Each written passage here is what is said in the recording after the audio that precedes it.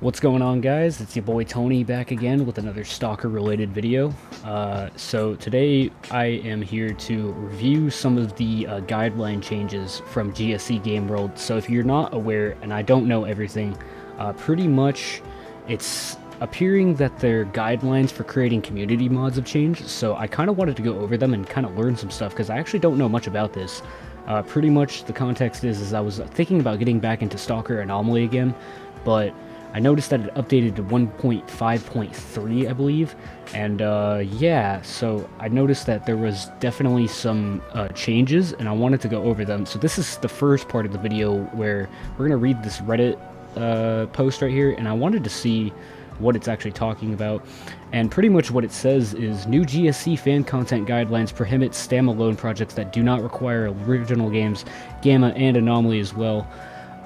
Which I find that odd because I did see in the Stalker Anomaly thing that it was a BitTorrent mirrors. Listen in the description below. Blah blah blah. This is the download for Stalker Anomaly 1.5.3, an update to make Anomaly compliant with the GSC Game World fan content creation guidelines.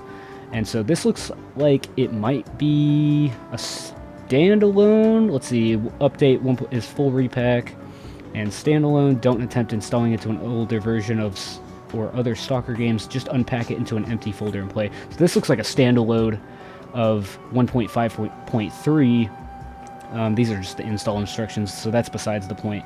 But I find this really interesting because, you know, are they trying to kill Stalker Anomaly and Gamma and other standalone mods? I highly doubt it. I did read some stuff in this Reddit forum that, you know, GSC has never been really fond of like standalone mods that don't require the original games, but I've heard like conflicting, you know, answers in the past where I did see a few years ago when I first got into the series that they are fond of, you know, standalone mods, so I'm not really sure which one it is. If you guys have some for sure confirmation of what you know it is, then let me know down in the comments. But pretty much creating mods, you may create mods of our games, i.e. software that makes changes to our games or works with them. Example, adds new mechanics, changes to UI, gameplay features. However, be careful not to breach the respective EULA, specifically regarding cheating, viruses, or other illegal activities, which is pretty much a given. It's like, yeah, don't fucking do illegal shit. You are not allowed to use different game engines when creating modifications. Examples of remakes, porting of the original games to any other game engines and or platforms is prohibited, which is kind of a shame because, you know, I was always seeing some like Unreal Engine 5 standalone mods that are in the works. So are those dead in the water? Who knows?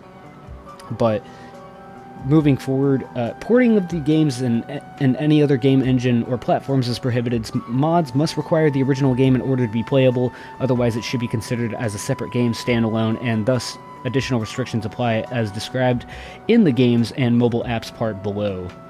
So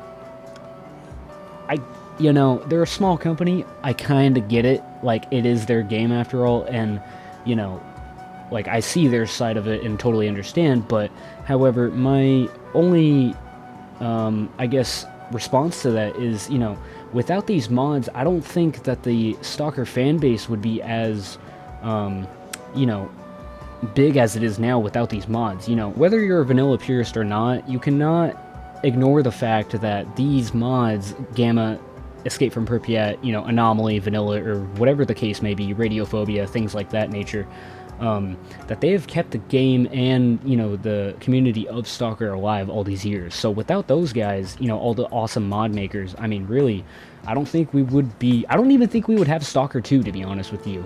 You know what I mean? Yes, they came back in 2018 or something like that, but,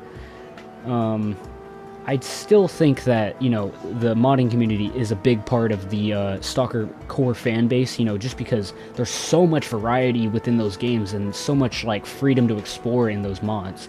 So, what I wanted to also read was the fan creation guidelines on their actual official website. So, pretty much what it says, as GSC grows in order to set an understandable legal landscape for future releases such as Stalker 2, Heart of Chernobyl, on this page you will find an overview in a simplified manner of the guidelines to be used for fan-created content based on our games. Following guidelines will most likely ensure you are on the legal side of things. In case you have additional questions, please contact our community department at info@S.T.A.L.K.E.R.com, or in case you are sure the issue is of legal nature, and our awesome legal team via that link, and don't be afraid to ask for help while in the zone. After all, even a real stalker may need help from time to time. So, the first question of it is, what are the types of content that fans may create? And in case you strictly follow these guidelines, you may create almost anything of your imagination. For some examples, fan-created content. Fan-created content with characters, monsters, and locations from our games. Make pictures, screenshots, and art for sharing and posting on social media. Gameplay content. Showcase your gaming skills by creating videos or streaming the gameplay in real time, such as websites on YouTube, Twitch, and other streaming platforms. Please adhere to the rules of such platforms. The cosplay. Use characters of monsters of our games to create cosplay costumes or items and use them for cosplay in public. Community building. Establish fan bases or websites. Fan pages, actually, or websites dedicated to covering the news and updates regarding our teams. Your enthusiasm contributes to our thriving community.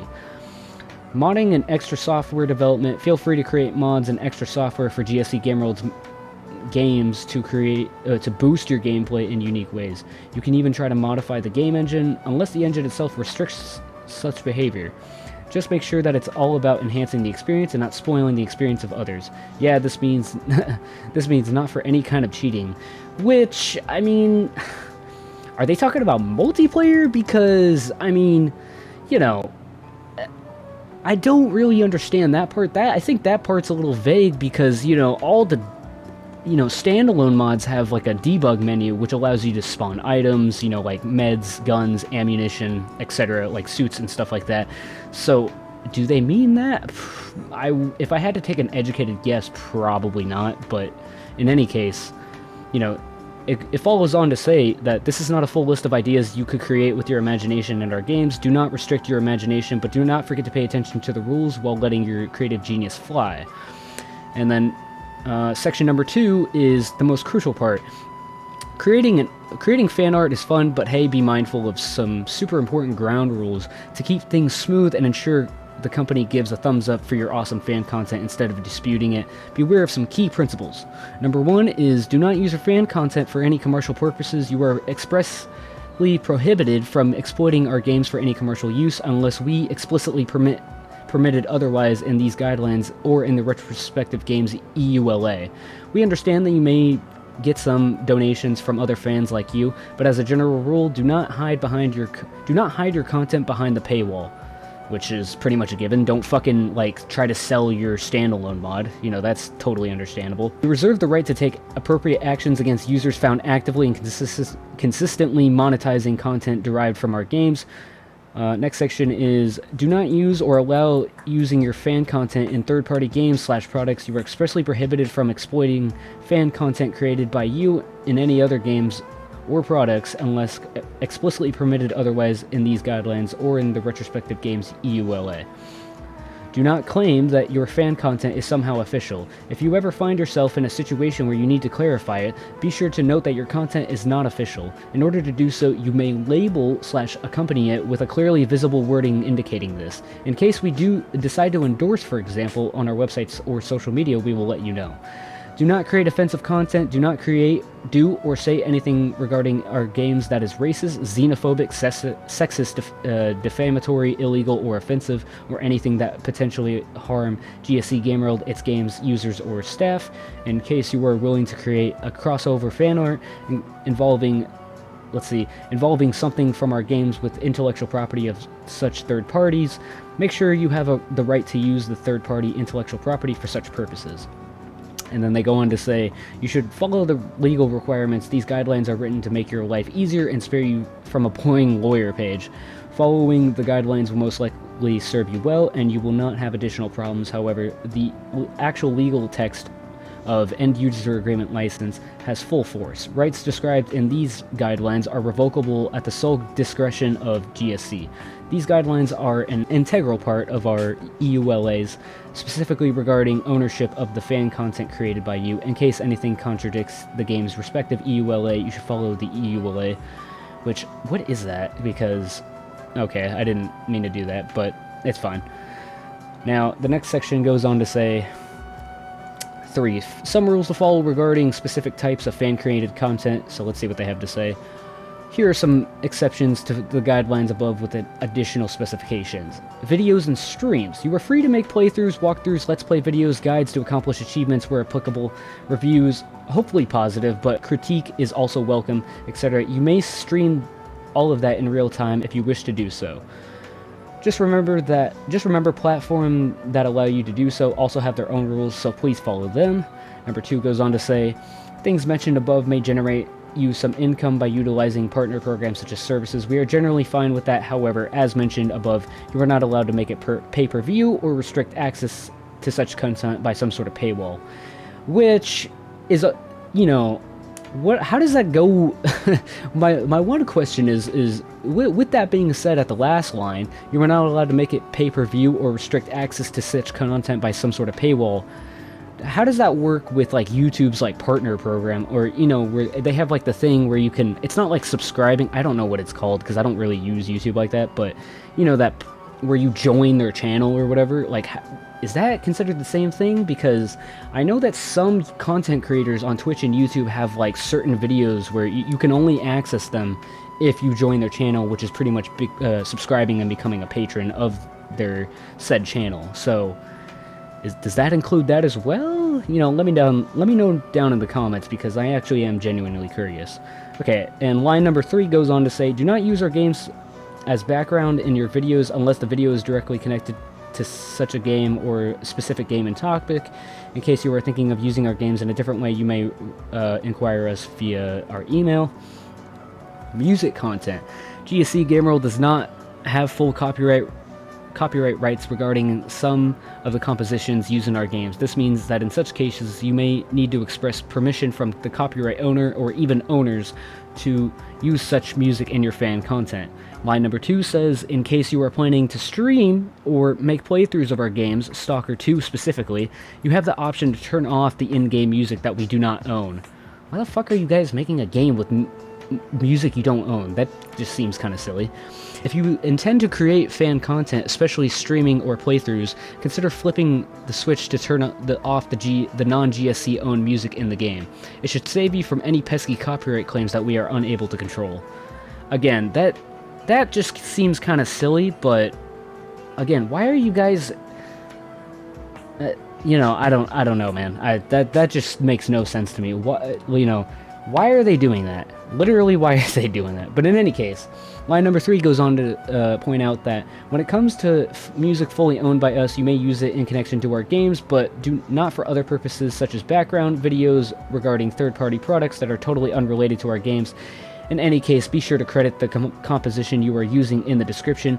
You may record videos of your performance / basically meaning covers of such music, stipulating the original copyright, and even monetizing such covers as described in the videos and streams section above. However, no commercial use is allowed. We explicitly prohibit creating remixes of our compositions. Very interesting paragraph here. One question I do have is, are people able to, because DistroKid is a thing for music streaming services, so are you not allowed to cover some of the S.T.A.L.K.E.R OST soundtrack and consider that a cover and make money off of it? I don't plan on doing that myself, but I am curious to know if that's what they mean. So let me know down in the comments as well. Alright, now here is the creating mods. Creating mods. You may create mods for our games. Examples, software that makes changes to our games or works with them. Examples are adds new mechanics, UI. Oh, this is what the line that we read earlier. In case you were unsure, blah blah blah, contact us.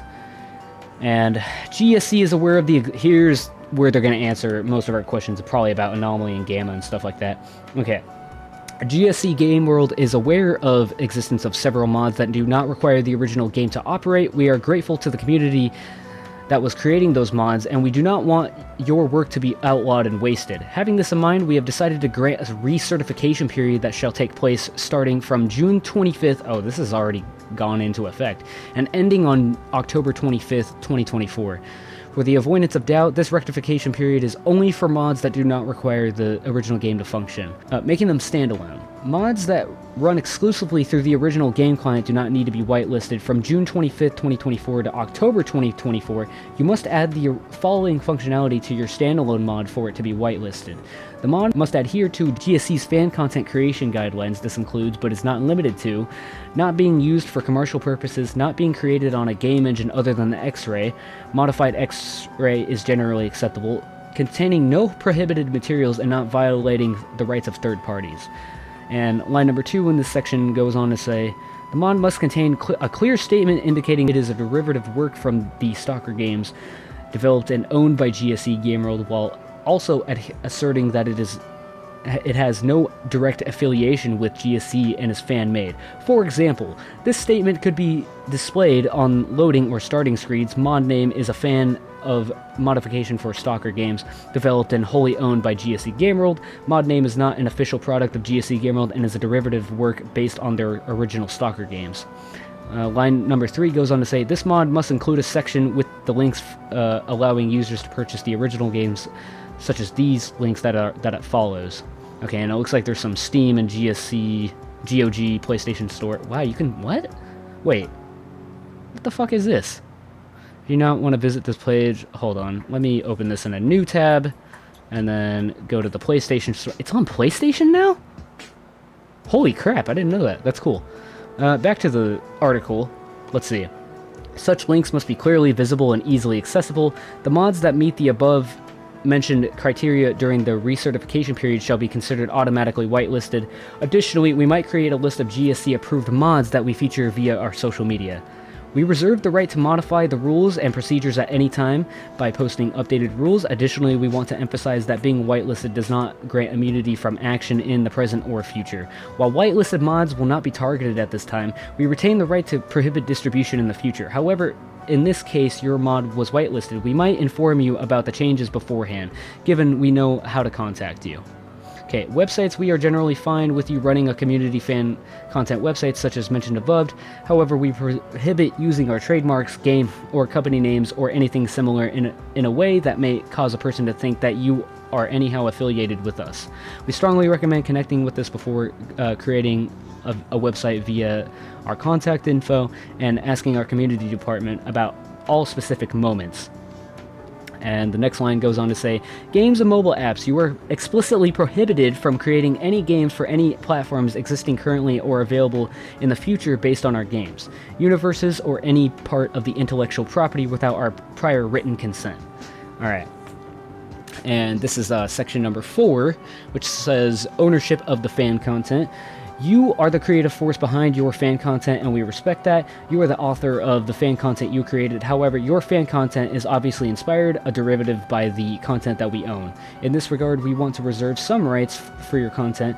You hereby grant us, from the moment of creation of your fan content, and non-exclusive, worldwide, permanent, irrevocable, sub-licensable, royalty-free license to use, modify, reproduce, create derivative works from, distribute, exploit, commercially exploit, transmit, perform, and communicate such fan content in the connection with our games. In specific cases where we believe that the fan content is outstanding, we reserve the right to provide you with recognition or even a fee.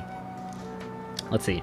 Any content from our games, examples, characters, locations, universe, gameplay, and appearance shall at all times be owned by us. We reserve the right to remove and prohibit publishing, distribution, or sharing of your fan content at our sole discretion. This might occur in a case you create the prohibited content that may harm GSC Game World, its reputation, games, users, or staff, or directly contradicts these guidelines or other binding documents. And section number 5 goes on to state, for those of you who have not found your answers in these guidelines, if you have read until this part, then you probably want to do something prohibited or not specifically mentioned by these guidelines.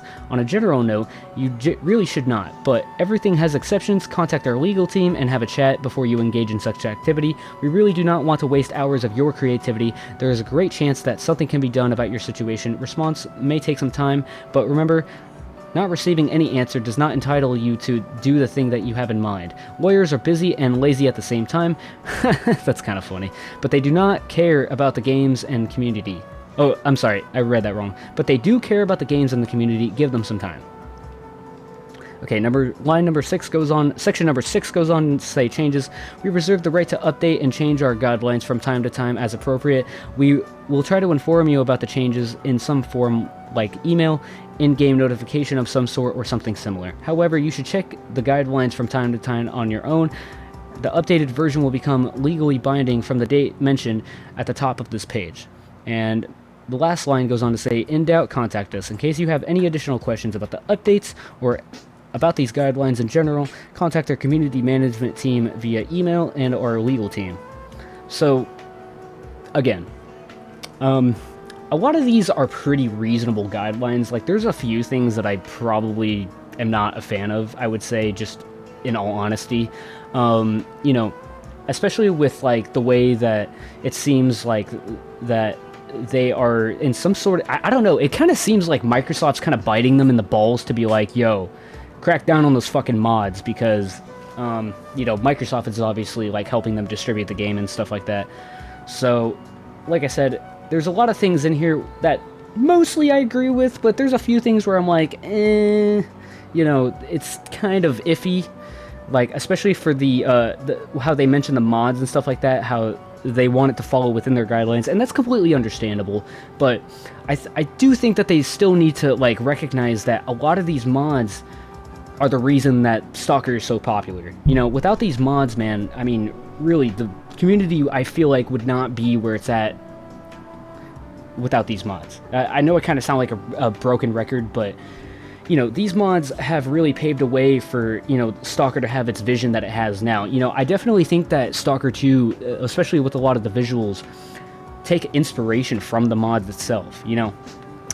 Maybe I'm wrong. I could totally be wrong. Call me out on my bullshit in the comment section below, but, you know, there's a lot of stuff in here which, like I said, mostly understandable and mostly I agree with. Like I said, I just feel like that, you know, having to make a mod that's already existed and make it work around their, you know, creative guidelines is a little bit of a troubled situation, just because, like I said, you know, these mods have existed for freaking years, and, you know, for me to read this, and, you know, a lot of people in the S.T.A.L.K.E.R fan base are a little disappointed over the guideline changes, because, you know, where were these guideline changes, you know, a few years ago, or even years ago, you know? They should have made this clear from the get-go when they started making the game that, hey, these are the guidelines and whatnot. You know, maybe this section of the page has been around for a while and I'm just barely getting around to reading it, but still, I really think that some of these guideline sections are a little troublesome, just a little bit. But, you know, like I said, guys, let me know what you guys think in the comment section below about your thoughts on the guidelines that we just went over. Make sure to like, comment, subscribe, and stuff like that, and make sure to be on the lookout for S.T.A.L.K.E.R 2, because that's hopefully dropping in November 20th. Be on the lookout for that date. And, you know, shout out to GSC Game World. You know, like I said, GSC, I totally understand, you know, like, why you have to put these in place, and I'm not even upset. Like, this is you know, definitely, like I said, this even, it goes on to say here that this is not a full list of ideas that you could create with your imagination in our games. Do not restrict your imagination, but do not forget to pay attention to the rules while letting your creative genius fly. You know, I totally get you guys got to do what you got to do, but at the same time, I definitely think that GSC needs to take into account, you know, that the modding part of their fan base is really what's kept the fan base alive. Again, without it, I don't think that we would have S.T.A.L.K.E.R 2. I don't think we would have any of these amazing mods that have come into effect over the last few years and that have been getting developed. You know, and it's a little disappointing to see that they're not cool with, like, Unreal Engine 5 remakes. Not remakes, but rather, like, standalone mods, it sounds like. That's a little disappointing, because I would have really liked to see, like, a Shadow of Chernobyl, like, remake on Unreal Engine 5. I really think that would have been cool, but from what it seems like in the guidelines, it seems like they're not cool with that. Like I said, guys, let me know what you think in the comment section below, and I will see you in the next one. Take care.